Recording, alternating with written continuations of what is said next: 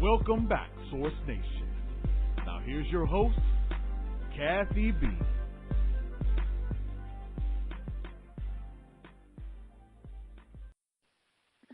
Welcome back, Source Nation. Welcome back. You're listening live right here on the Ladies Lounge. I am your host, Kathy B. We have about an hour before we lose the live feed. Telephone number to reach us tonight is 619-924-0933. Again, 619-924-0933. I want to take a quick moment to thank a beautiful young lady who came into the studio in our first hour. I had the opportunity to speak with Miss Janice Bowles. All of her information and more can be found on Kathy B. Source Radio Network, as well as our main station page, Source Radio Network. And then, of course, this second hour is sponsored by some wonderful and amazing people, and I have to thank them because this show would not be possible without them. And they are Zelina Health, Wellness, and Fitness, Paper to Film Productions, Revolution Meals, and Renovations. Well, as I stated, we are now into our second hour of the show, and I have another young lady who's coming in and giving us some great information. She is a part of the collaboration Women Inspiring Nations, and I'm going to be speaking with Michelle Rhodes. Now, before I bring her in, just so you all know, if you're joining us here in the second hour, we are doing a book series, and I'm so excited because we've had the opportunity to speak with some amazing women the last couple of weeks. So just to give you an idea of what Women Inspiring Nations is all about, this book is designed to feature women who are using their gifts for the greater good, taking their gifts beyond the boundaries of their own zip codes and being intentional about inspiring others by sharing their stories, their lessons, and their knowledge. Now, each contributing author will share the story about how they discovered their unique gift or calling in spite of life distractions, challenges, and what they faced along the way and walking into their greatness. Now, how they found the drive and focus to commit to the process, these were most pivotal lessons that they've learned. And now that they've been able to face them, they're now able to use their gifts to impact and inspire others. I do believe that Michelle is here in the studio with me. Michelle, hello, and welcome to the Ladies Lounge. How are you this evening? Hello, hello, hello. Good evening. I am great. How are you, Miss Kathy? I am wonderful, excited to have you here in the studio with me. So thank you, thank you. Of course, Michelle, you know I haven't had the opportunity to really share you with the Source Nation family, but that's quite all right. If you will, please take the moment to introduce yourself to them, and we'll jump into the conversation from there. Well, hello, Source Nation. Thanks for having me. So excited, just blessed and highly favored. I'm just happy to have this opportunity to come to you. Again, my name is Michelle Greene Rhodes. I am the business coach for nurses. I help nurses across the nation transition into business for themselves by wrapping up all that good health and wellness knowledge that they've learned over the years, and they may not know where to start. So that's what I do in a nutshell. I live in Florida, married, 2 kids, happily married, and just happy in life. This is a good place for me. But, of course, took a lot to get here, and that's why I'm happy to be able to contribute to the book and tell a little bit about how I got here and what happened along the way. Well, I love it, and we're excited to be speaking with you. So let's go ahead and start our conversation. Now, being a part of such a great book, I love the fact that I've spoken with some amazing women, and, you know, the journeys that they've shared have truly been helpful to all the ladies that have been listening here. So let me ask you, Michelle, in reference to your journey and your story that you decided to contribute to the book, tell us a little bit about it and why was it so important to get your message out there? Well, good question. Thank you. I think for many people, like myself, not everyone, but it goes back a lot of everything goes back to childhood memories. And so sometimes those memories in childhood can be used for the good, or sometimes they can be negative, and we don't use them to propel us to our greatness. Some people get stuck in that place. So, of course, there's like poverty. There's things with my father who was absent. It was just me and my mother in the struggles. I used a lot of that to propel me in school. Like I just had to succeed. It was like my mission to come out on the other side of greatness because I just wanted things to be different for my children in their childhood. So that really is what I want to share. I don't talk about it a whole lot. Never really even told anyone about it. So here I am putting in a book for the world to see. But I use a lot of those struggles and memories to help propel me through the hard times in life. So let's talk about that, because what I've noticed with majority of the women that I've spoken with, their journeys really have derived from childhood. And some of the things that, because of an early age, they could not deal with, and now that they have grown to be successful women, it has now given them the opportunity really to think about it and really process what may have happened then. So I want to begin there and just talk about some of the struggles that you had to go through in order to be the woman that you are today.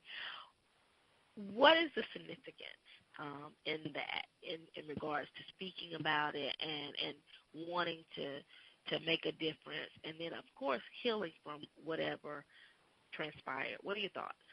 Well, yes, absolutely. I think, again, I've always heard, I don't know if you ever heard I don't know if it's a quote or a saying, but sometimes people say, or it might be a mental health thing, but a lot of our adult life is spent by trying to fill the gaps in our childhood life. So I personally found that to be true, and I see it true among a lot of others.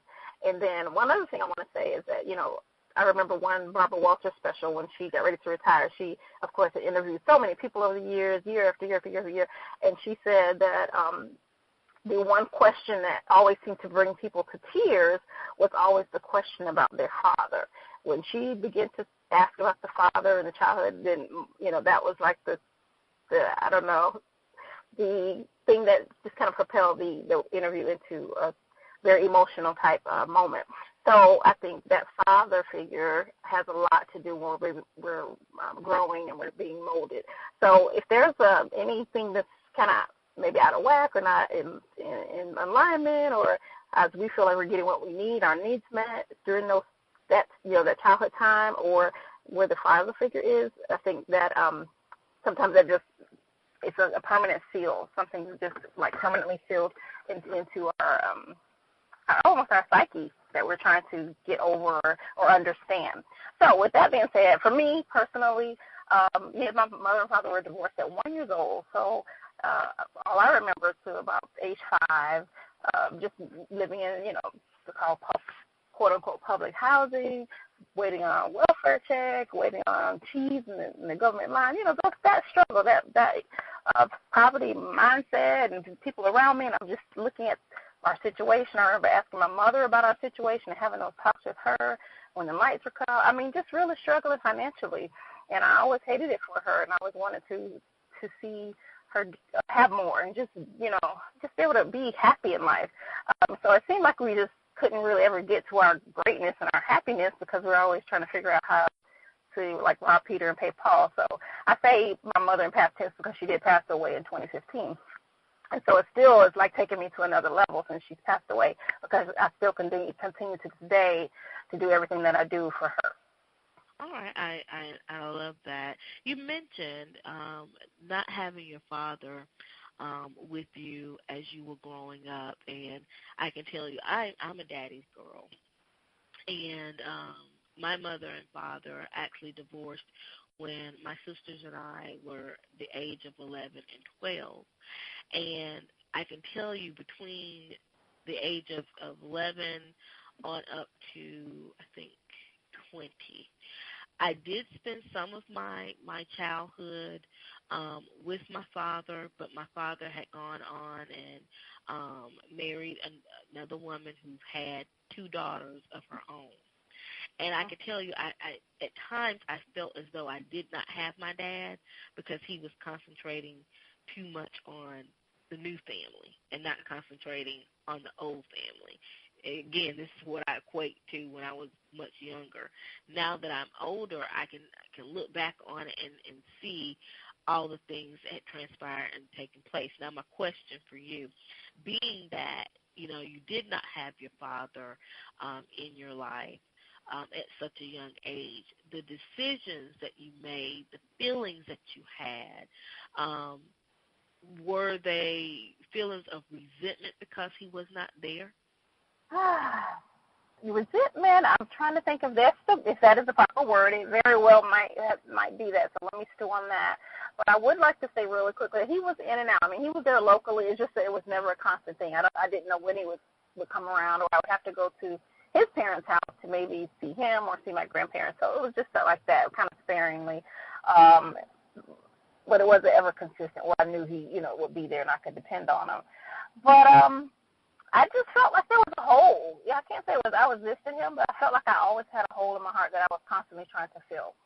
Like there was something missing, like there was something empty that because he wasn't, around. So I'm trying to figure out, okay, well, how do I do this? Even if it was something such as my car, when I had my first car, and it ran out of oil all the time. I was trying to figure out what I need to do, So things like that, where the dad's not there, am I trying to figure this out as a woman, where he could probably have saved me lots of money, times like that, where, I had to just kind of, suffer through it. So that's a very small example. I mean, it goes through a very emotional level, a spiritual level, because, of course, you need that father there for the spiritual, the leadership of the home. So I think it's just, it was more so of a void for me that I always felt was empty.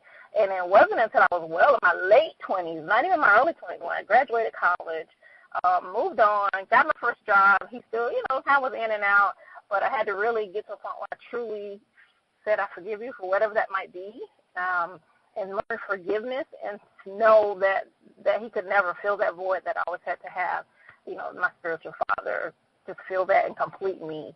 And it wasn't until I got to that point where life began to turn around. Yes, I love that. Now, with that being said, the time that you did spend with your father, how was that? And were you able to talk to him about him not being as present as much? And I'm asking that type of question because I remember having that same type of conversation with my father later as I began to understand why he and my mom divorced, why he remarried, and why his focus was on the new wife's daughters. Did you ever have the opportunity to have that type of conversation with your dad to ask him why it wasn't consistent? I did. And I think even after that, I still was like, okay, is that it? But eventually it sunk in, and I got it. Like I said, the light bulb did come on. But we did, and I talk about this in the book, so that's why I'm so grateful to Cheryl Wood being able to put this together. It gave me a chance to tell this part of my story where, I was speaking of the small things in life where prom, where your dad's supposed to be there, and even when my first husband, proposed to me, well, if he wasn't around, how did he get the blessing from the father?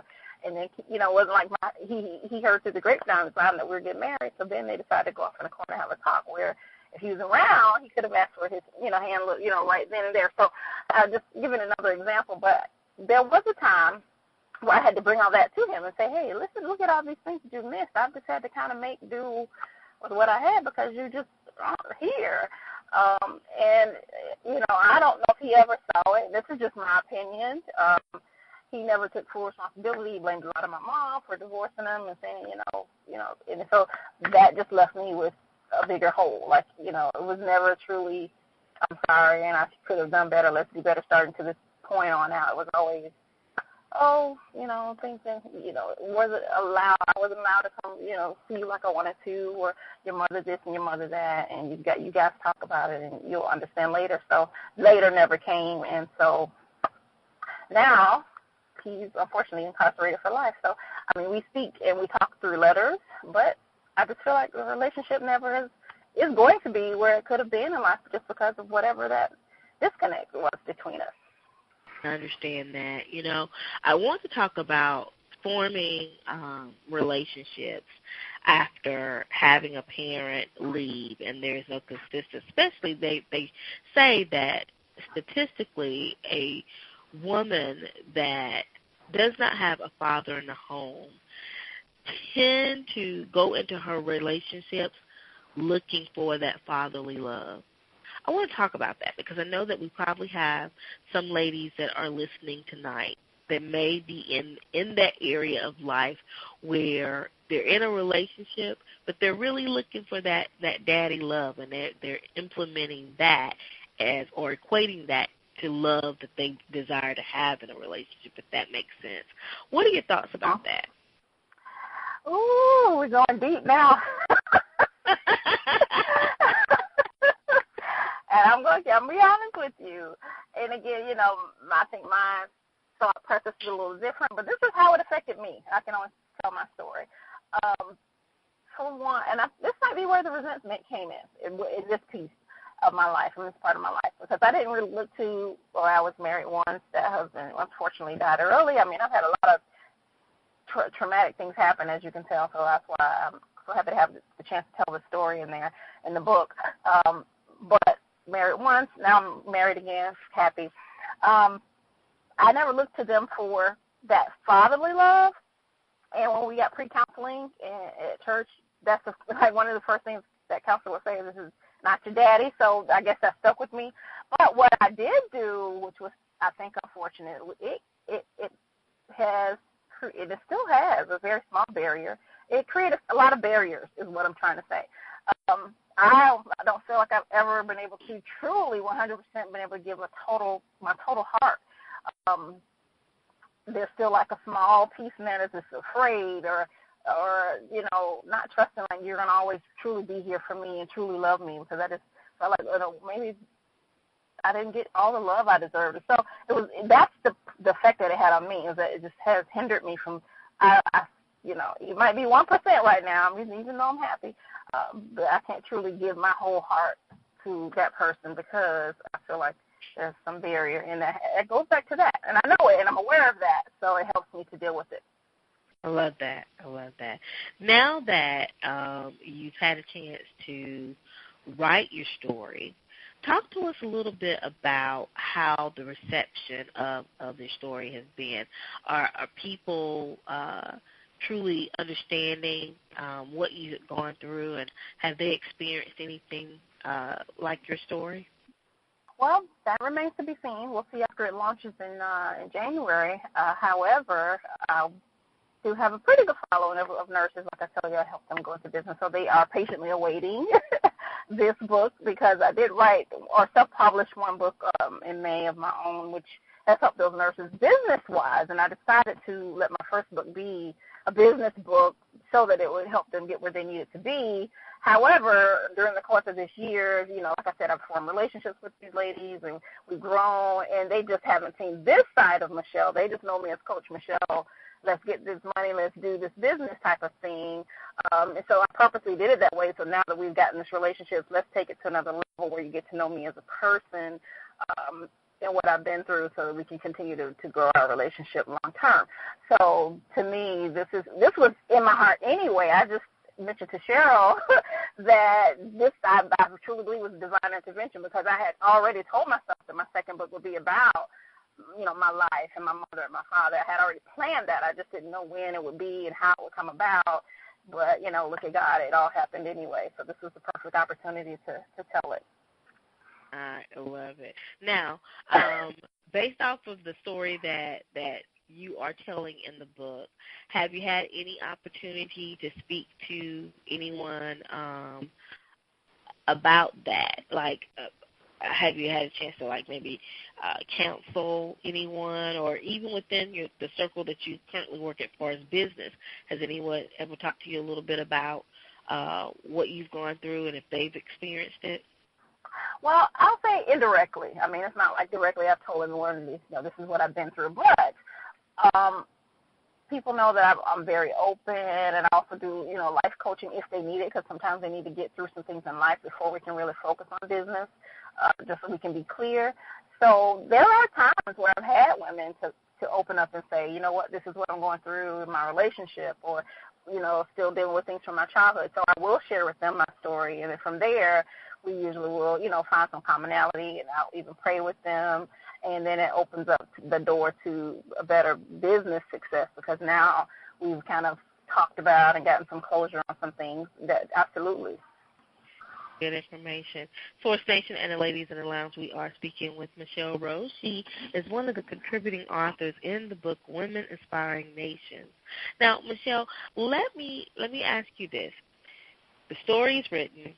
and you've been able to correspond with your father. You mentioned that you all exchange letters. What more would you suggest to anyone that has experienced this?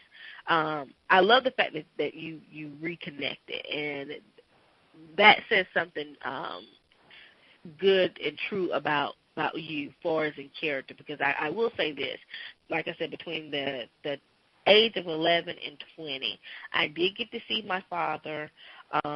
It wasn't consistent, so it was a little bit like your story. Wasn't as consistent. I knew that he had another family, but at the age of 20, it began to change. My daddy and our relationship began to change, and it's like now, the relationship that we have now, I really wish I could have had it at a younger age. But I get to talk about now how I felt then. Uh-huh. And it was amazing to see Daddy just sit there and say, wow, I didn't know that. I didn't know that it hurt you that way, and I'm really sorry, you know. Because just like I told him, I said, I don't hold any resentment. I understood that you and Mommy couldn't be together, and I understand that life goes on. But at the end of the day, you know, not doing the things with me and my sisters that I had to see you do with somebody else's children, it hurt. So let's talk about that. But how would you have those types of conversations?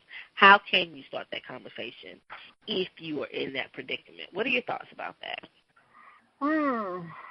Communicate. I mean, I know we've heard that 1,000 times before, but it is so true. And we have to keep having the conversations until we can reach a point where we have either closure or we feel at peace. Because as long as you feel like you're not at peace with it, then there's something that needs to be talked about.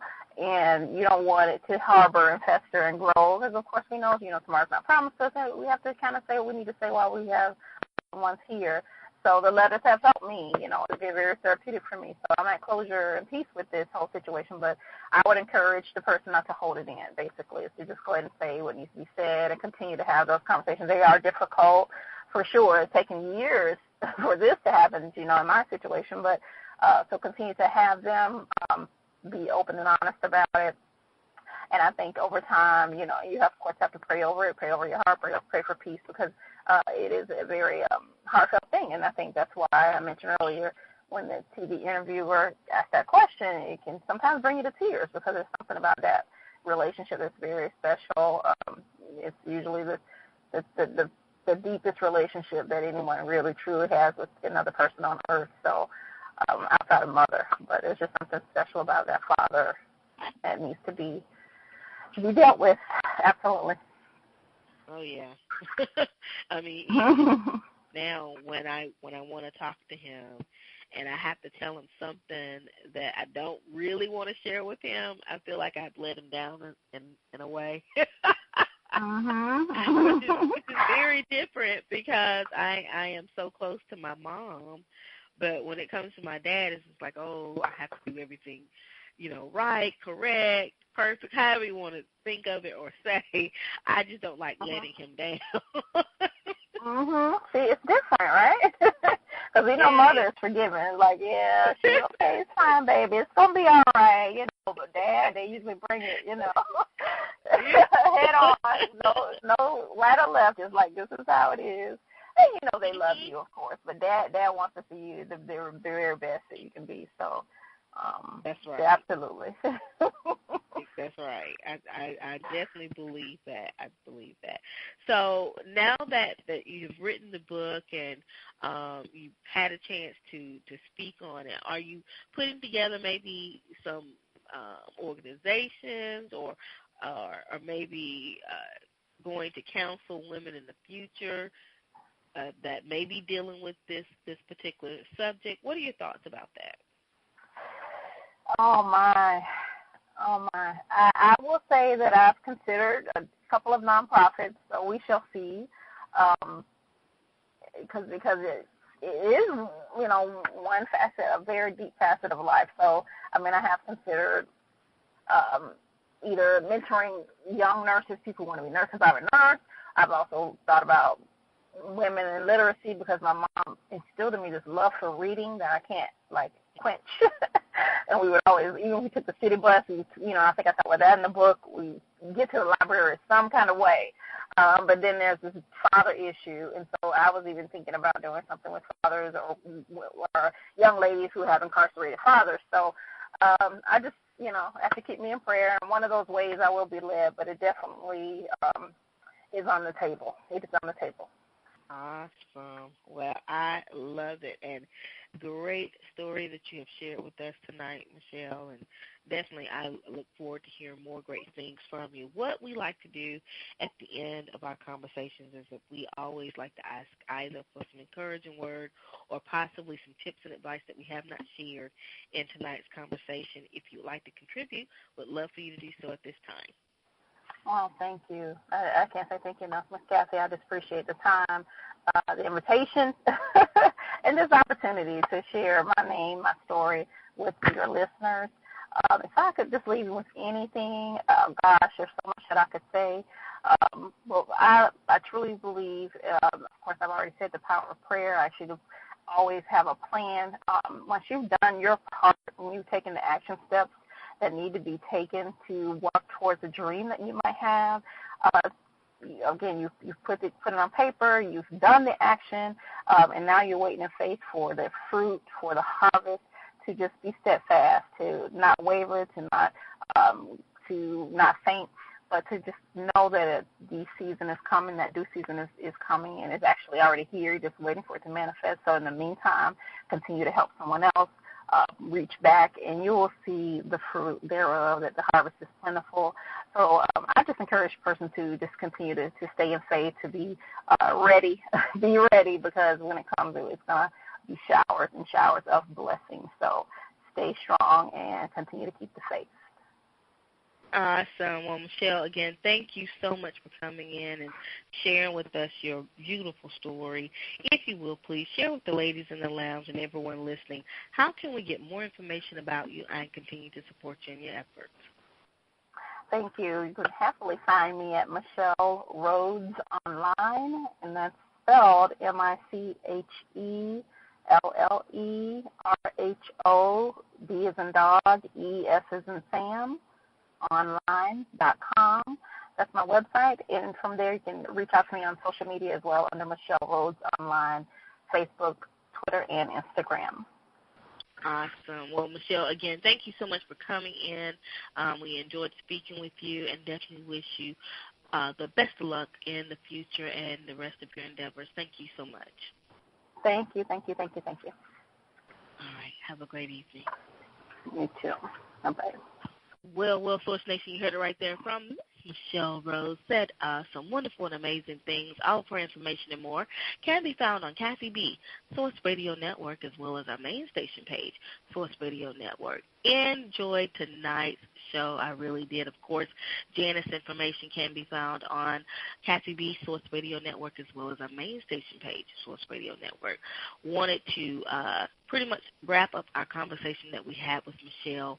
Loved her story. She and I had some parallel information there in regards to our fathers, but the one thing that I will say that Michelle said, and I'll add on to it, if there is someone, whether it's a father or mother or anyone in your family that you have lost connection with, it's good to go ahead and reconnect.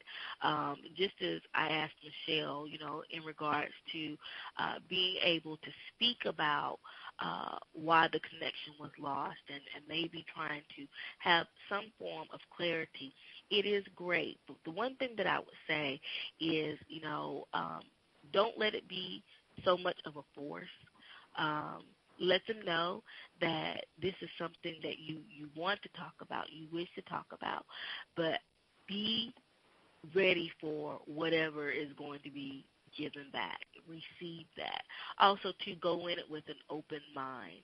And that's exactly what I did with my father, because I really didn't know how he was going to receive me and expressing how I felt, because I realized he had moved on to a new family.